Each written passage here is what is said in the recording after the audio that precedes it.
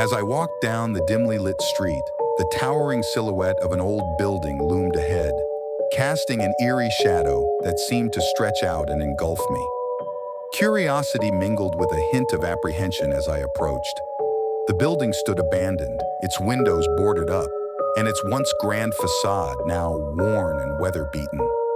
Despite the sinking feeling in my stomach, I couldn't resist the urge to explore. The door creaked ominously as I pushed it open, revealing a foyer shrouded in darkness. My footsteps echoed through the empty space as I cautiously ventured further inside. The air was thick with dust and decay, and I could feel the weight of years pressing down on me. Every creak and groan of the old building sent shivers down my spine, but I pushed on, drawn deeper into its depths by some unseen force. As I wandered through the labyrinthine corridors, I couldn't shake the feeling of being watched.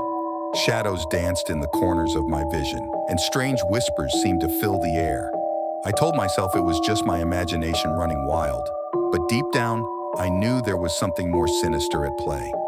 Suddenly, I stumbled upon a room bathed in an eerie green light. My heart pounded in my chest as I cautiously stepped inside, my eyes widening in horror at the sight before me.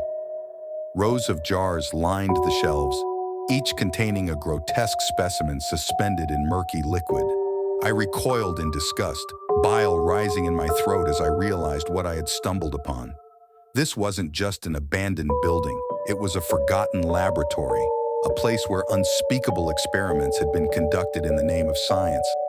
I turned to flee, desperate to escape the suffocating grasp of the building's dark history, but it was too late.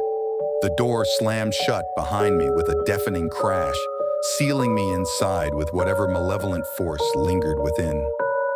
Panic surged through me as I frantically searched for another way out, but every corridor seemed to twist and turn endlessly, leading me further into the heart of darkness. The whispers grew louder, taunting me with promises of eternal confinement within these haunted walls. Just when I thought all hope was lost, I stumbled upon a narrow staircase hidden behind a crumbling wall. With a surge of adrenaline, I raced upward, each step bringing me closer to freedom. The air grew colder with each passing moment, and I could hear the sound of distant screams echoing through the darkness. At last, I burst through the door at the top of the stairs and into the cool night air. Gasping for breath, I collapsed onto the pavement, the distant wail of sirens signaling the arrival of help. As I looked back at the looming silhouette of the abandoned building, I knew that I had narrowly escaped a fate worse than death. But deep down, I also knew that the shadows of the forgotten would always haunt me, lurking just beyond the edge of reality, waiting to drag me back into their sinister embrace.